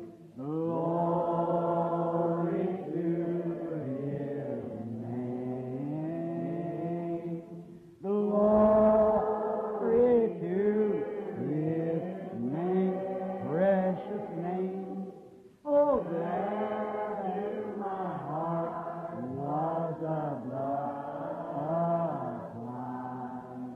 Glory to His. Ça vous fait vraiment quelque chose, n'est-ce pas? Ça vous récure. Ça met en vous une espérance. La vie éternelle. Qu'est-ce que c'est? Crucifié avec Christ, c'est vivre pour les autres. Quel genre d'autres? Ceux qui vous haïssent, ceux qui ne vous aimeraient pas, ceux qui se moqueraient de vous. Vivez pour eux, soyez avec eux, aimez-les. Priez pour ceux qui vous maltraitent, qui disent faussement toutes sortes de mal à cause de mon nom. Ils ont persécuté les prophètes qui ont été avant vous. J'ai pensé que le message aiderait probablement l'Église ce matin pour que vous voyiez que nous avons besoin d'un calvaire. Nous avons besoin d'une crucifixion. Maintenant, qu'est-ce que tout cela produit? Tout a été payé. La sœur dans le fauteuil roulant et vous, les gens ici qui sont malades et affligés, tout a été payé. Tout ce que vous avez à faire, c'est de croire que cela vous appartient. Acceptez-le comme ça et vous serez guéris. Souvenez-vous, bon, qu'est-ce que c'est? Vous pourriez aller vers le monde, prêcher l'Évangile, guérir les malades et transmettre la vie éternelle. Ce serait tellement plus glorieux. Voici un homme étendu ici qui a une tumeur, un cancer, quoi que ce soit. Nous l'avons vu tant de fois donner ses bénédictions et guérir l'homme, guérir la femme. Des dizaines de milliers de cas dans le monde entier qu'on ne peut pas contester. Voyez, on les a fait sortir de lits de camp, de brancards, des gens qui n'étaient plus que l'ombre d'eux-mêmes, rongés par le cancer, et aujourd'hui, de braves gens en bonne santé. Ces œuvres que je fais, vous les ferez aussi, mais vous en ferez de plus grandes. Davantage est le mot juste. Quoi? Je leur ai donné un prolongement de vie par le nom de Jésus pour prolonger leur vie de quelques jours. Mais vous en ferez davantage. Vous leur donnerez la vie éternelle par mon nom. Pfiou. Pourquoi auriez-vous honte de ce précieux nom?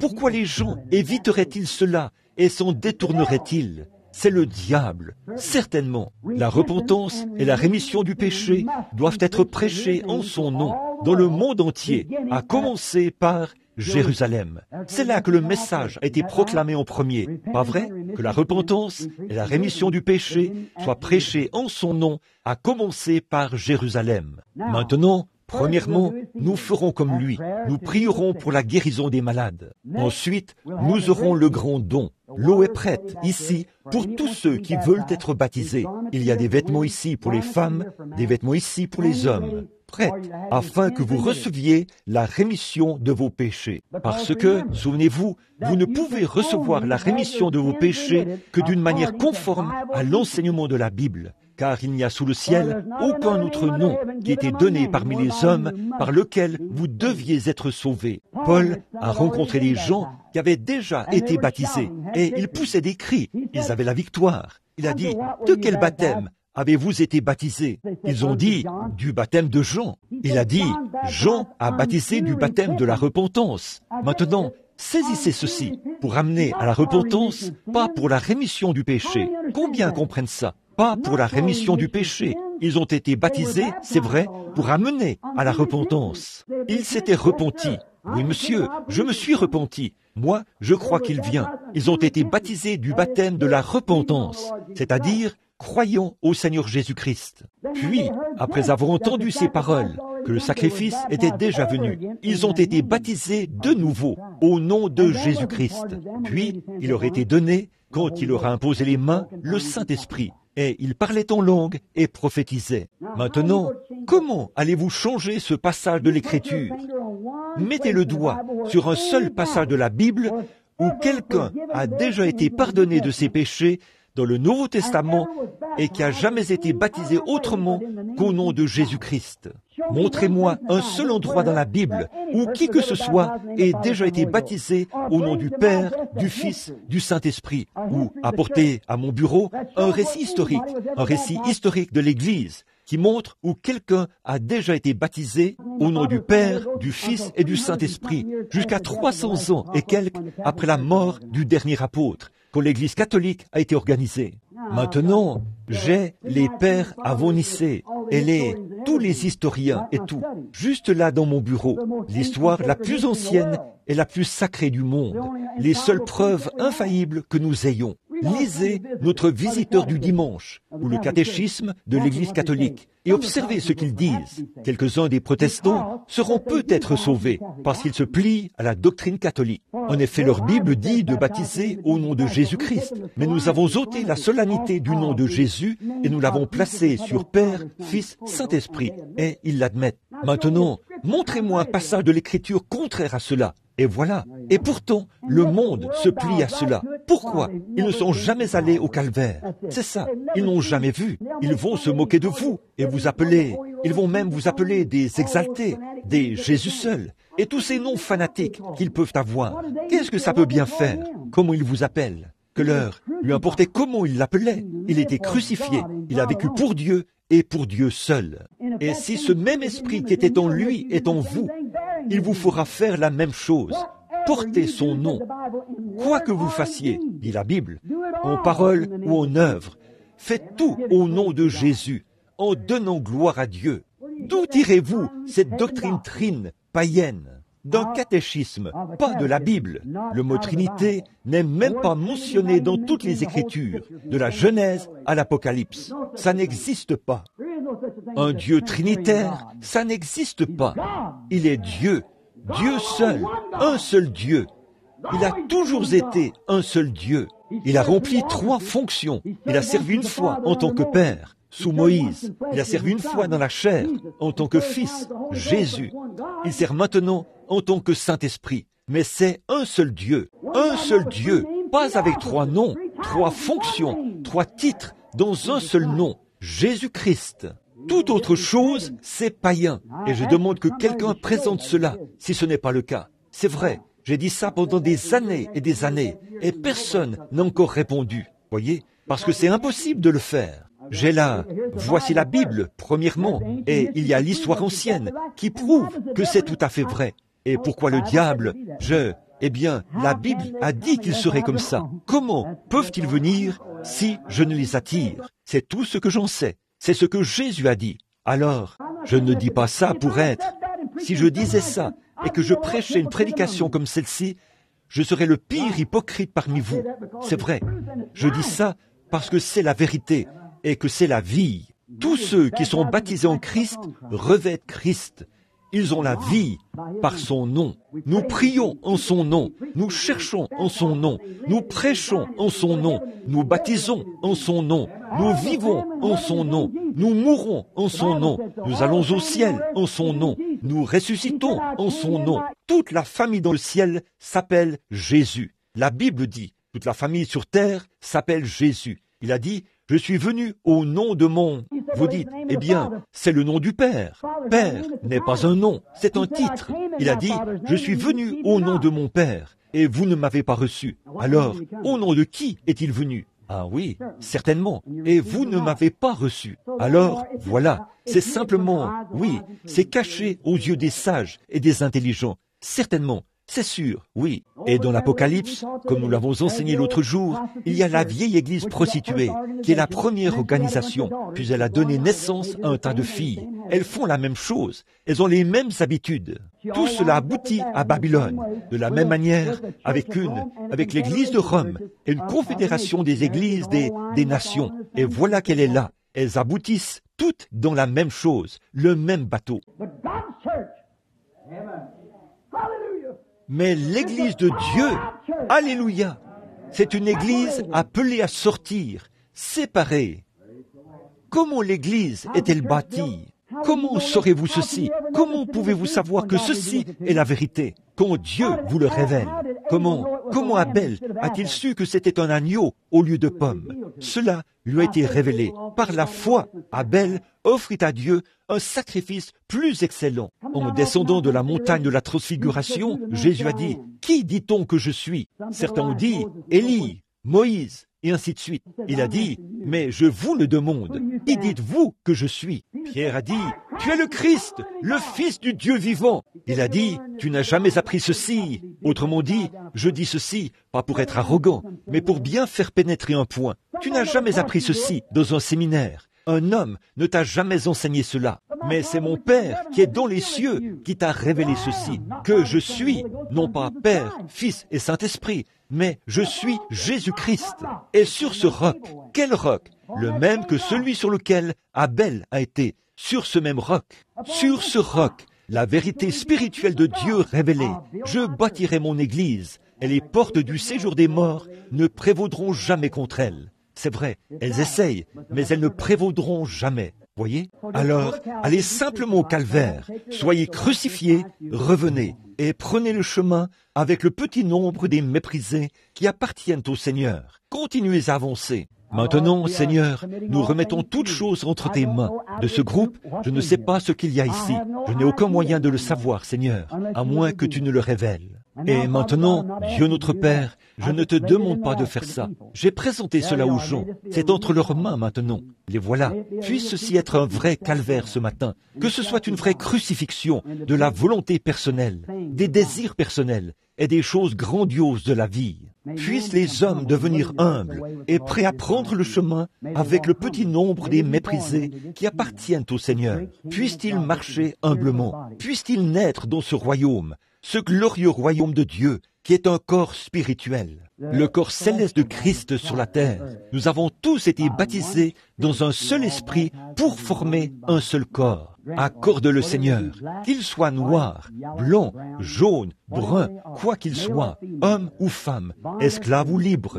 Nous avons tous été abreuvés du même esprit. Accorde-le Père, et que ce soit avec, que parmi eux, il soit beaucoup ce matin à comprendre. Puisses-tu ouvrir leur intelligence? Alors, ce sera comme un jour nouveau pour eux. Le soleil brillera, et la lumière sombre des théologies faites de main d'homme disparaîtra. Et la lumière de Dieu brillera sur leur sentier et brisera le voile qui voile cette belle lumière. Et alors, ils pourront marcher sur la grande route de la sainteté et vivre pour les autres, comme Christ l'a fait. Maintenant, alors que nous commencerons la ligne de prière, je te prie d'oindre tes serviteurs ce matin, nous tous, alors que nous prierons les uns pour les autres. Et accorde aujourd'hui que chaque personne malade qui passera dans cette ligne de prière soit guérie. Puisse-t-il revenir, comme la petite fille qui louchait, et le petit garçon, et cette dame âgée, et frère Wright, et beaucoup de ceux qui sont venus, Seigneur, avec des afflictions et des maladies, et quelque chose que les médecins ne pouvaient pas guérir. Et les voici aujourd'hui, c'était il y a environ une semaine, et les voici en bonne santé aujourd'hui. Ô Dieu, puissent les hommes et les femmes s'avancer ici avec cette même foi, sachant qu'ils s'en vont au calvaire pour être crucifiés à leurs pensées et à leurs idées qu'ils ne peuvent plus guérir. Que la puissance qui a ressuscité Jésus de la tombe leur donne la vie, une grande vie de foi. Et puis, tout de suite après, fait que beaucoup viennent au baptistère pour se faire baptiser. Nous le demandons au nom de Jésus. Amen. Maintenant, nous n'avons que 20 minutes pour faire la ligne de prière et le service de baptême. Bon, nous n'avons pas de quart de prière. Nous avons laissé ça de côté et nous essayerons de les utiliser dans mes plus grandes réunions quand nous les commencerons. Je vous l'ai tous dit, nous l'avons présenté, nous l'avons sur bande et partout où je vais, ces bandes seront envoyées à l'avance. Le signe ne fait qu'indiquer la bénédiction. L'idée, c'était, si tu pries pour les malades, amène les gens à te croire. J'ai dit, ils ne me croiront pas. Il a dit, ces signes te seront donnés, et c'est par cela qu'ils croiront. Les signes ont été manifestés maintes et maintes fois, pendant 10 ans, partout dans le monde, sans faillir une seule fois. Il n'y a eu aucun échec là-dedans. Combien savent que c'est vrai?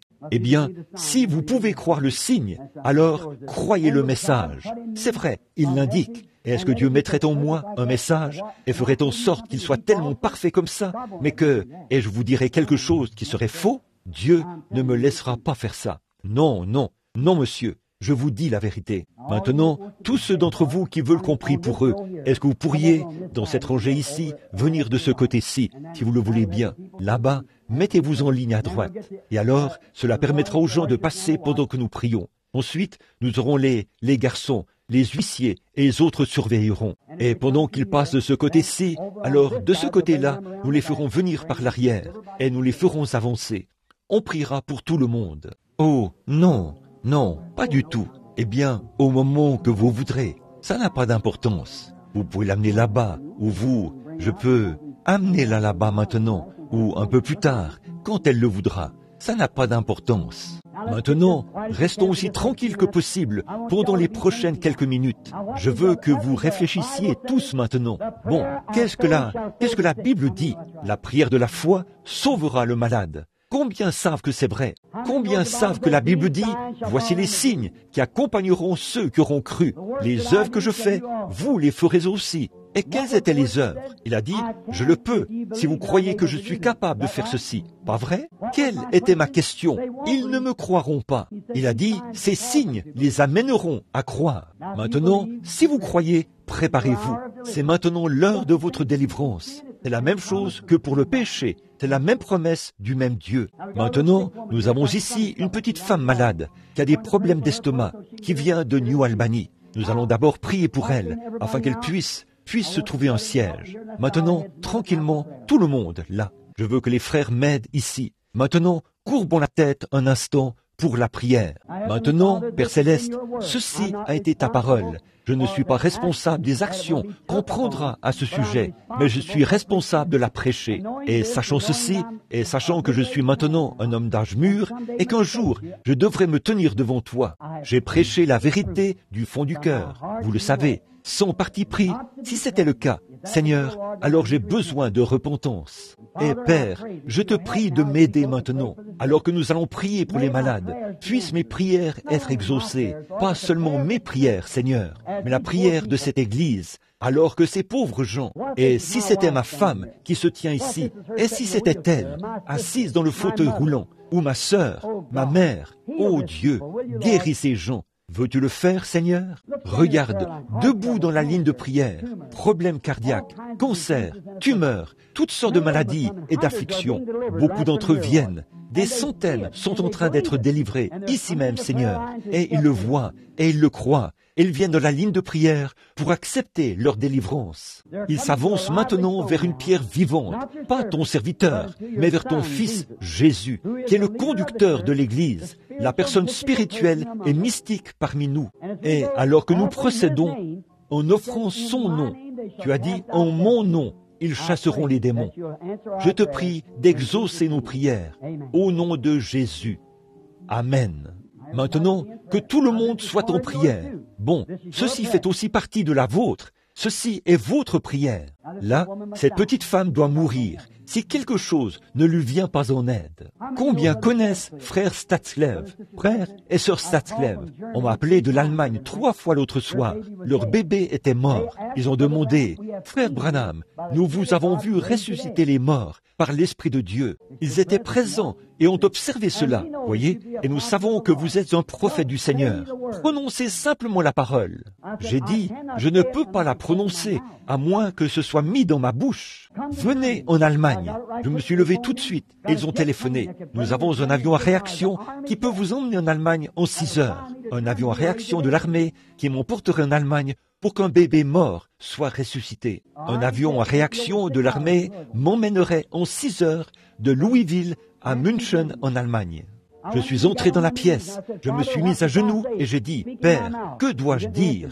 Parle dans ma bouche. » Il ne m'a pas répondu. Je suis allé dans les bois, j'ai dit, « Père, que dois-je dire? Mets les paroles dans ma bouche. J'irai en vain, sinon. » Je suis reparti, il ne m'a pas répondu. Je suis rentré. Pendant toute la nuit, j'ai prié, « Seigneur, mets les paroles dans ma bouche. » Il n'y a pas eu de réponse. Le lendemain matin, ma femme s'est levée. Aussitôt qu'elle est partie, la parole, je me suis levé, il a dit, ne réprime pas ceci. Ceci, c'est la main du Seigneur. Ah oui. Puis, rapidement, au téléphone, je ne peux pas venir. Non, ceci, c'est la main du Seigneur. Cela me serait défendu. Vous voyez quelle puissance est attachée à cette réprimande? Quand Dieu a dit, ne fais pas ça, car c'est la main du Seigneur. Or, Moïse, une fois, on lui avait dit de ne pas faire quelque chose. Il est allé le faire quand même. Vous vous en souvenez? Alors je n'y suis pas allé. Et je pourrais vous apporter des attestations de médecins pour 4 personnes qu'ils avaient déclarées mortes et après la prière et que la mort a été réprimée. Voyez? Nous nous tenons là pour réprimer cette chose. Et si Dieu vous a donné le pouvoir de faire quelque chose, vous feriez mieux de faire attention à ce que vous faites. Voyez? Vous feriez mieux de faire attention. Il a dit, ne. Maintenant, souvenez-vous, ce n'est peut-être pas frappant pour vous, mais pour moi, ça voulait dire quelque chose. Voyez? Ne réprime pas ceci. Une voix très douce et bienveillante, vers 6h30, je crois, 6h30 ce matin-là, a dit, ne réprime pas ceci. Ceci, c'est la main du Seigneur. J'ai dit, merci, Père, merci, Seigneur, je ne le ferai pas. S'il avait dit, réprime ceci, c'est l'ennemi qui s'est infiltré, j'aurais dit, allons-y, et cela aurait été fait. Quand ce petit garçon, là-bas en Finlande, était étendu là, mort, écrasé, sans même un os sain dans son corps, le Seigneur a dit que c'était la main de Satan. Il a dit, réprime cela. Et j'ai dit, mort, tu ne peux pas le retenir, ramène-le, laisse-le aller. Et là, il s'est levé d'un bond. Eh bien, il n'avait même pas un seul os brisé dans son corps. C'est la parole du Seigneur. Je ne peux pas utiliser la parole du Seigneur tant que la parole du Seigneur ne vient pas à moi. Mais dans l'Écriture, la parole du Seigneur m'a donné la commission de prier pour ces malades. Vous donne la commission de prier pour eux. Maintenant, la prière de la foi sauvera le malade. Prions, courbez la tête. Nous verrons ce qu'il dira quand vous vous avancerez. Vous êtes chrétienne, n'est-ce pas? Croyez-vous de tout votre cœur que Jésus va vous rétablir? Vous avez un petit problème d'estomac. Vous en souffrez depuis des années, sœur. Maintenant, vous allez vous rétablir, si vous croyez. Eh bien, Seigneur Dieu, cette jeune femme doit mourir, à moins que tu ne l'aides. Maintenant je prie, alors que je regarde vers elle, je ne vois aucune raison pour qu'elle meure. Et je sens dans mon esprit, Seigneur, que c'est ta volonté. Tu permets maintenant que je réprime ceci. Satan, laisse-la aller. Au nom de Jésus-Christ, puisse-t-elle être guérie, venir à cette église et rendre témoignage à la gloire de Dieu. Amen. Maintenant, aussi simple que cela puisse être, madame, vous allez vous rétablir. Croyez-vous cela, frère? Croyez-vous, ici en bas, que vous allez vous rétablir? Allez maintenant, commencez à manger ce que vous... Alors, vous serez rétablis. Maintenant, tu t'attends à donner au monde une attaque et à le paralyser. Il t'a donné une attaque et t'a paralysé. Maintenant, le Dieu du ciel a ôté cette attaque du monde. Il a donné la rémission du péché. Et par ce même nom, il peut vous donner la rémission, vous ôter cette attaque et vous rétablir. Vous croyez qu'il peut faire battre ce cœur correctement? Si vous faites cela, vous serez rétablis. Seigneur Jésus, cette pauvre femme doit rester dans ce fauteuil jusqu'à la fin de sa vie et ensuite être enlevée. Mais nous demandons que cette puissance de Satan la quitte. Puisse-t-elle vivre, marcher et être aussi normale que jamais. Nous le demandons au nom de Jésus. Amen. Vous croyez? C'est une œuvre achevée. C'est fait. Qu'est-ce qu'il y a? Sans crainte, sans... N'était-ce pas? Vous avez été guéri du cancer une fois. Lâchez prise. Donnez tout à Jésus. Seigneur Jésus, je pose ma main sur cette femme et je réprime sa maladie. Je sais qu'elle est chrétienne, née de l'Esprit. Je la débarrasse de cela dans le merveilleux nom de Jésus-Christ. Amen. Seigneur Dieu, pour son précieux frère, je demande son salut au nom de Jésus. Tenez-vous-en à cela. Amen. Ce sera fait. Es-tu prêt à recevoir ta guérison, fiston? D'accord. C'est maintenant entre ses mains. Seigneur Jésus, sur ce jeune homme qui a dit qu'il prie pour recevoir de toi sa guérison, en tant que ton serviteur, je lui impose les mains au nom de Jésus-Christ. Amen.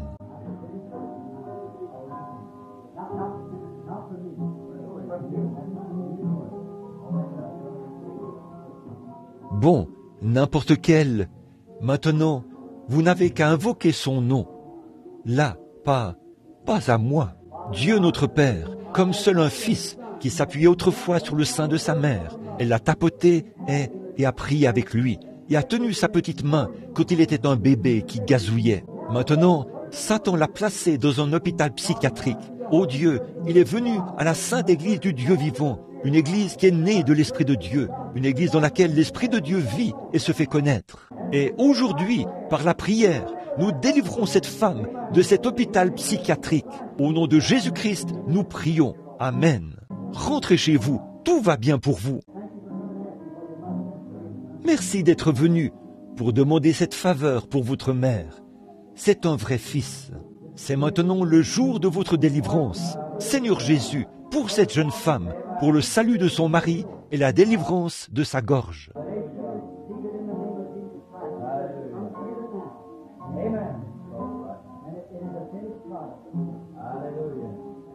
Puisse-t-elle le recevoir au nom de Jésus-Christ, qui dit « Viens, crois-le maintenant ».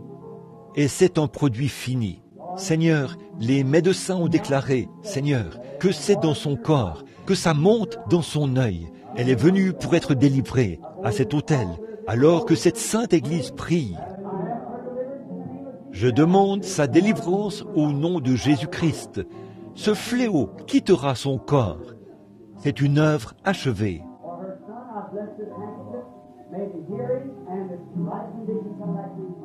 Pour son fils, je bénis ce mouchoir. Que l'ouïe revienne dans son oreille et qu'elle soit en bon état.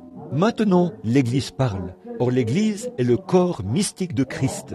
Nous prions tous pour vous. Voyez, nous ne déclarons plus être dans le monde. Nous ne parlons pas de nous demander où nous allons. Nous avons trouvé le chemin. Nous sommes nés dans ce chemin. Nous sommes l'Église du Dieu vivant. Une partie de celle-ci.